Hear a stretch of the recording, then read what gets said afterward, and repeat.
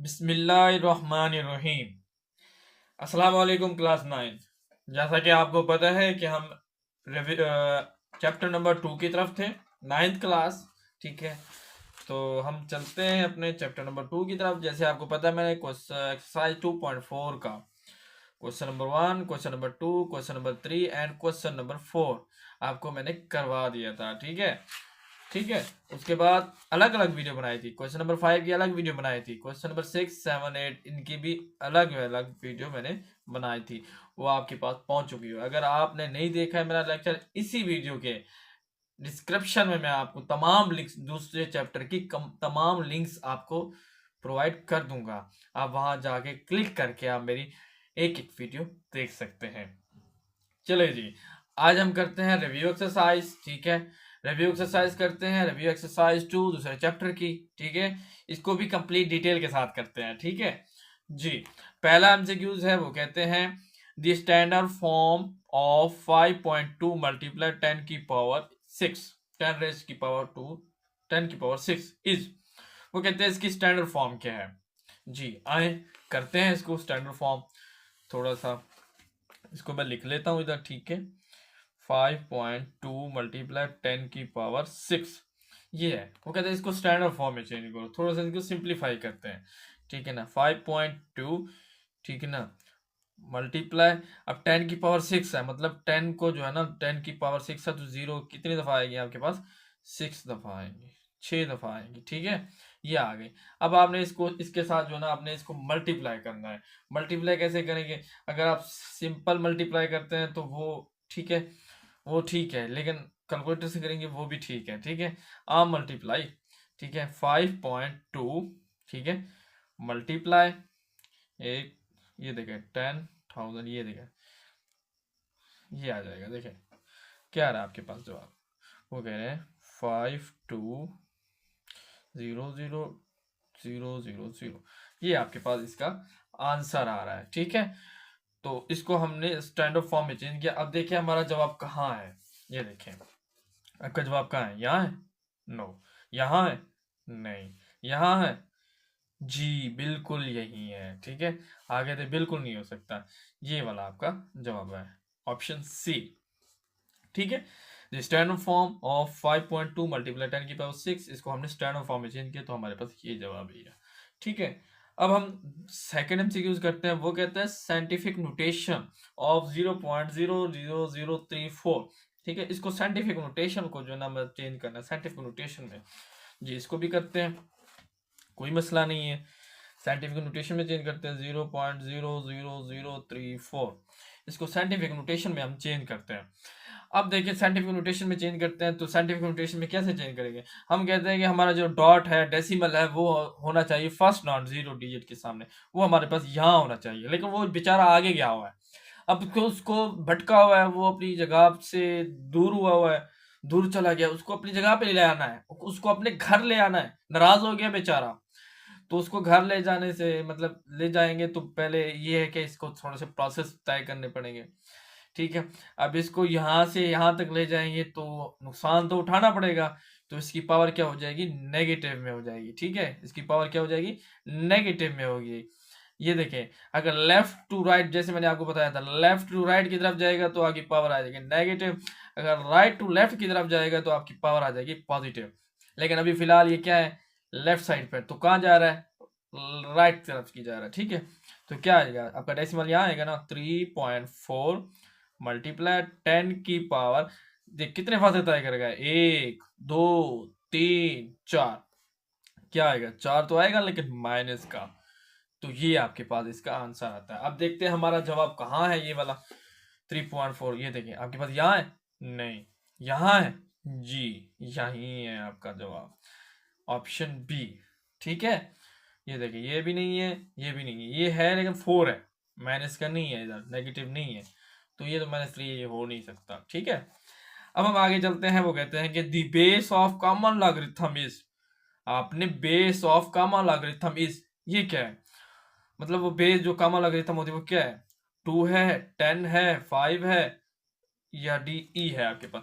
तो इसको मैं आपको थोड़ा सा ले चलता हूँ एग्जाम्पल की तरफ। ठीक है, थोड़ा सा आपको बताता हूँ ये आपके पास ये लिखा हुआ है कॉमन लॉगरिथम और नेचुरल लॉगरिथम, ठीक है। ये देखें the base of the common logarithm is 10, क्या आपके पास 10। तो आपके पास जवाब क्या आएगा इसका जी, आपके पास इसका जवाब आ जाएगा 10, ठीक है। तो उम्मीद करता हूँ कि आपको ये समझ आ रहा होगा। अब उसके बाद ये लिखा लॉग की बेस 2 रेज की पावर 3, ये आपके पास है। इसको भी सिंप्लीफाई करते हैं, कोई मसला नहीं है। लॉग इसकी बेस 2 है और 2 की पावर 3 है। अब इसको सॉल्व करते हैं। इसको किस तरह सॉल्व करेंगे, जैसा कि आपको पता है, ठीक है, कि पावर लॉ यूज होता है। तो पावर लॉ क्या होता है, साइड पे आ जाता है, पावर साइड पे आ जाती है तो लॉग आ जाएगा। इसकी बेस 2 है, ये 2 अपनी जगह पे ठहरेगा, ठीक है। फिर मैंने आपको एक चीज बताई थी, मैंने कहा अगर बेस और उसके सामने जो वैल्यू वो अगर एक जैसी हो तो उसकी क्या होता है, वो 1 के बराबर होता है। कहाँ होता है, 1 के बराबर। अगर इधर 3 होता बेस, इधर भी 3 होता फिर भी 1 होता। अगर इधर 100 होता, यहाँ भी 100 होता, फिर भी आपका 1 होता। 3 को 1 के साथ मल्टीप्लाई करेंगे तो क्या आएगा, प्लस 3 आ जाएगा, ठीक है। तो अब देखते हैं हमारा पास 3 कहाँ है, वो देखते हैं। ये देखें 1 नो, 2 नो, 5 नो, ये ठहरा हुआ है 3। तो इसको आपने क्लिक कर देना है। क्लिक क्या, निशान लगा देना, सही का जी। अब 5 MCQs देखते हैं। वो कहता है log 100, ये देखना आपने, log 100 को करना है इज इक्वल टू, ठीक है। अब इसी को सॉल्व करते हैं। log 100 इसको सॉल्व करते हैं। अब मैं कहता हूँ यार इसके 100 के जरा फैक्टराइज करता हूँ 100 के। ये देखिए 10 1 द 10, ये 10 आ जाएगा, 10 1 द 10, 10 की पावर क्या आ जाएगी, 2 आ जाएगी। मैं इसको लिख सकता हूँ 10 की पावर 2, जी लिख सकते हैं। 10 की पावर 2 100 ही होता है, ठीक है। अब इसके देखिए पावर लॉ यूज हो रहा है तो पावर क्या आ जाएगी, साइड पे आ जाएगी। मैंने आपको ये कंप्लीट एक्सरसाइज में समझाया हुआ है। यहाँ पे 10 बच जाएगा 2। अब ये देखिए इसके साथ इसकी बेस नहीं है, तो जिसकी बेस ना हो, मैंने आपको क्या बताया था, 10 मौजूद होता है, ठीक है। तो 10 इधर मौजूद है, 10 इधर भी है, तो क्या हो जाएगा आपके पास, हाँ जी, अगर 10 आपके पास मौजूद है तो 10 यहाँ है तो क्या हो जाएगा आपके पास, 1 आ जाएगा। तो इज इक्वल टू क्या हो जाएगा, 2 आ जाएगा। तो आपके पास इसका आंसर कहाँ है, 2 देखते हैं। ये देखें, ये देखें यहाँ पे, ये देखें 2, ये ठहरा हुआ पहला ऑप्शन ठहरा हुआ 2, ये आ गया आपके पास। उम्मीद करता हूँ कि आपको ये क्वेश्चन सारे सिंप्लीफिकेशन आपको समझ आ रही होगी। देखिए मैं एमसीक्यूज भी आपको पूरी डिटेल के साथ समझा रहा हूँ, हल करके सॉल्व करके समझा रहा हूँ। फिर भी आपको अगर समझ ना आए तो आपने मुझे कमेंट में बताना है, फिर आपको समझा दूंगा, ऐसी मसला नहीं है जी। व्हाट्सएप का लिंक भी दिया गया है मेरे पास चैनल का, आप वहाँ भी मुझे पर्सनली रब्ता भी कर सकते हैं। व्हाट्सएप का मेरा नंबर भी दिया हुआ है चैनल के ऊपर जी। आगे चलते हैं। वो कहते हैं if log 2 is equal to 0.3010 then log 200 is. वो कहता है कि आपको log 2 की कीमत दे रहा हूँ ये, तो log 200 की कीमत निकालनी है आपने जी। इसको भी सॉल्व करते हैं, हमारे पास देर नहीं है भाई। ये देखिए वो कहता है log 2 की वैल्यू आपको दे रहा हूँ 0.3010, देन आपने फाइंड करना है log 200 ये आपने फाइंड करना है, कोई मसला नहीं है। पहले इसको फाइंड करते हैं, पहले इसका करेक्टरिस्टिक निकालते हैं। करेक्टरिस्टिक क्या देगा, डेसिमल नहीं है तो डेसिमल किसी का ना हो तो कहाँ पे होता है, एंड में होता है। तो एंड से हमारा डेसिमल तो यहाँ तो नहीं हो जाए, वैसे अगर किसी के साथ ना हो तो एंड पे होता है। अब इसको कहाँ ले जाना है, फर्स्ट ना 0 डिजिट के यहाँ पे ले जाना है। तो यहाँ से यहाँ तक फासला करेगा, राइट टू लेफ्ट की तरफ जाएगा तो आपकी पावर क्या होगी, नेगेटिव नहीं पॉजिटिव में होगी। ये तो आपको कंफर्म हो गया। अब इधर कैरेक्टरिस्टिक फाइंड करना है, कैरेक्टरिस्टिक का अलग मैटर होता है। अब जितने फासले तय करेगा उतना ही आप डालना है। कितने फासले तय करेगा, 1 2, तो पॉजिटिव का 2 आ गया। अब मेंटीसा, क्योंकि इसने मेंटीसा पहले से दे रखा है, ये देखें डॉट के बाद, क्योंकि इसने मेंटीसा पहले, अगर इसका वैसे भी आप अगर देखें इसको, आप जो हमने मेंटीसा देखना है इधर log 2 का दे रहा है। मतलब ये है कि अब अगर आप लॉगरिथम टेबल खोलें, मैं आपको लॉगरिथम टेबल भी दिखाता हूँ, तो वहां पे एक सवाल भी होता है ना। ये देखें लॉग क्या है, 10 से स्टार्ट हो रहा है, देखें लॉग 10 से स्टार्ट हो रहा है, किसी से नहीं, 10 11 12, 2 से हो ही नहीं रहा, 1 से हो ही नहीं रहा। तो इसका मतलब ये है कि आपका लॉग जो 2 तो नहीं होता, मतलब इधर है कि इसके साथ जो है ना वो 0 मौजूद होता है, ठीक है, 2 0 मौजूद होती हैं। एक तो दो, अगर 2 लिखा हुआ है ना तो 2 जीरो मौजूद होती हैं आपके साथ, ठीक है, ताकि 20 का करके log 20 जीरो के कॉलम में, 20 की रो में और 0 का कॉलम में देखना होता है, ठीक है। वैसे भी उसने मेंटीसा आपको दे रखा है, ये वाला आपके पास मेंटीसा होता है 0.3010। अब उसके बाद आपने इन दोनों को ऐड करना है, log 20200 इज इक्वल टू 2 प्लस 0.3010 इज इक्वल टू, इनको ऐड करेंगे तो आपके पास जवाब आ जाएगा 2.3010। तो आपके पास इसका आंसर देखते हैं कि आपके पास इसका आंसर क्या आता है। जी मैं जरा एमसीक्यूज खोल लूँ क्योंकि वो मैं एंड में चला गया था, ठीक है। अब यहाँ देखते हैं कि आपके पास इसका फाइनल आंसर कहाँ आता है। ये देखिए, यहाँ है नहीं है, यहाँ है नहीं है, यहाँ है, जी बिल्कुल यही है, option C is a correct answer, ठीक है। उम्मीद करता हूँ कि आपको ये स्टेप बाय स्टेप समझ आ रहा होगा, ठीक है। अब हम आगे चलते हैं जी। अब वो कहता है कि देखें, अब वो कह रहा है कि log 0 is equal to, log 0, किसी का log 0 तो होता ही नहीं है, ठीक है। वो कहते हैं पॉजिटिव है, नेगेटिव है, जीरो है या अनडिफाइंड है। तो पॉजिटिव तो है ही नहीं, नेगेटिव है ही नहीं, जीरो, जीरो तो होता ही नहीं है, अनडिफाइंड है क्योंकि जीरो होता ही नहीं है।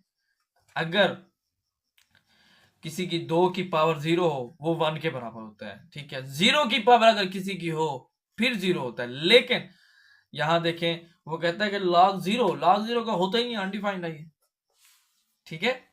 आगे चलते हैं, log 10,000 इसको करते हैं, ठीक है जी। इधर तो सॉल्व इधर करते हैं, ठीक है। मैं थोड़ा सा इसको इस तरह करता हूँ या इस तरह इधर करते हैं, जगह बची हुई है, ठीक है। log 10,000 क्या आपके पास 10,000, ये आपके पास आ गया, ठीक है। अब मैं इसको कहता हूँ कि मैं जो है ना इसकी तरफ फैक्टराइज ले लेता हूँ, ठीक है ना। 10 वन दा 10, आपके पास ये 3 जीरो आ जाएंगी, बच जाएंगी, फिर 10 से करेंगे, 10 वन दा 10, तो आपके पास 2 जीरो बच जाएंगी, फिर आ जाएगा 10, 10 वन दा 10, एक जीरो बच जाएगी, ये आपके पास आ जाएगी 10 वन दा 10, 10 की पावर 4, ये देखें लिख दिया। उसके बाद पावर लॉ यूज हो रही है, पावर क्या आ जाएगी साइड पे आ जाएगी, ये आ जाएगा लॉग, उसके बाद आएगा 10।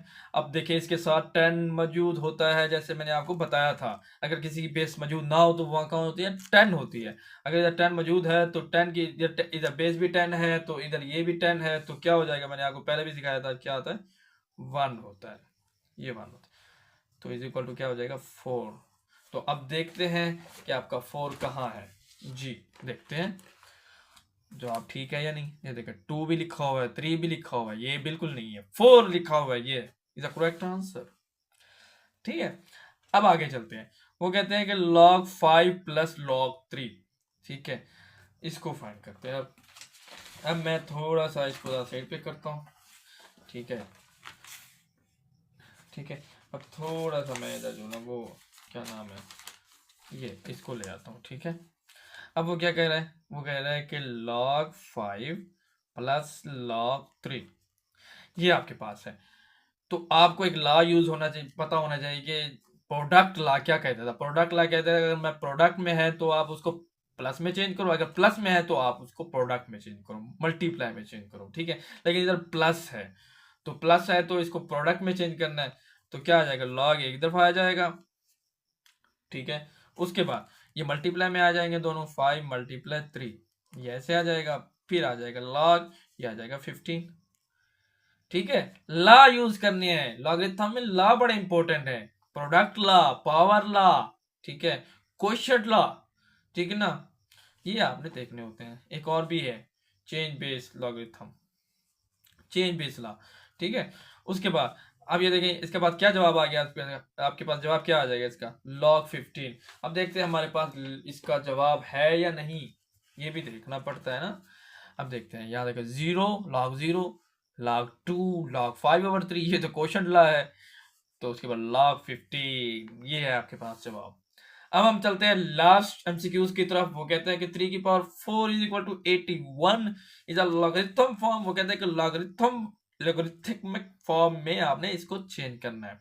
मेरी थोड़ी सी जबान जो है ना वो तोतली है, थोड़ी सी आप माइंड ना करना, मतलब हंसना बिल्कुल नहीं है, ठीक है, थोड़ी सा मेरी तोतली ज़बान है थोड़ी सी, इसलिए मैं कुछ अल्फाज जो है ना कह नहीं सकता हूँ, जैसे ये लॉगरिथमिक, ठीक है ना, जैसे करेक्टरिस्टिक्स हैं, जैसे थोड़े से अल्फाज मैं बोल नहीं सकता।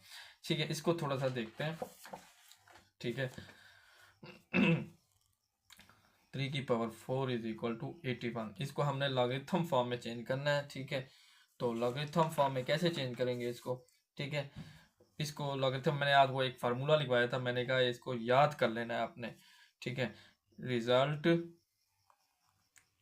रिजल्ट ठीक है, यहाँ पे होता है base is equal to exponent. ये मैंने आपको एक फार्मूला बताया था, उस फार्मूले के तहत आपको मैंने कहा था कि जो है ना इसको याद करेंगे तो ऑटोमेटिक आपका सवाल हल हो जाएगा।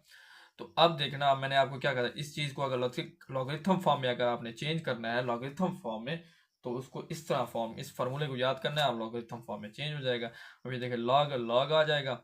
ठीक है ना, अब आपके पास रिजल्ट क्या होता है? रिजल्ट वो होता है जो इज इक्वल टू के बाद होता है। क्या होता है? इज इक्वल टू के बाद होता है। तो इज इक्वल टू के बाद क्या है आपके पास? 81 है, तो रिजल्ट आपका पास यहाँ आ जाएगा। और बेस, बेस तो वैसी बेस है जिसकी पावर ऊपर होती है, मतलब बेस के ऊपर एक्सपोनेंट होता है, तो एक्सपोनेंट के नीचे क्या होता है? बेस ही होता है, तो बेस के आपके पास क्या है? 3 आ जाएगी, तो इज इक्वल टू आ जाए। एक्सपोनेंट क्या होता है? एक्सपोनेंट वो होता है जिस बेस के ऊपर जो पावर ठहरी उसको कहते हैं एक्सपोनेंट। एक्सपोनेंट आपके पास क्या है? 4 आ जाएगी, तो 4 ये है। अब देखते हैं आपका जो ये जवाब है जो हमने अभी निकाला है वो हमारे पास मौजूद है या नहीं, वो भी देखना पड़ता है। ठीक है, तो आपको देखते हैं।